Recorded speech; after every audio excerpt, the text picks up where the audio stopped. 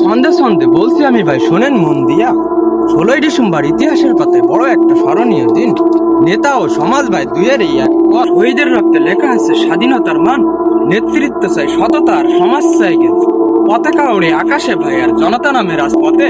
নেতারাও কি চলে আসে ভাই জনমানুষের নাম। তাই 16ই ডিসেম্বর প্রশ্ন রেখে যায়, নেতৃত্ব সেবক হবে না ক্ষমতায় ঠাই। সমাজ যদি ঘুমিয়ে থাকে নিতে একা নয়, নেতা যদি ভুল পথে যায় তাহলে ভাই সমাজও কিন্তু দায়ী হয়।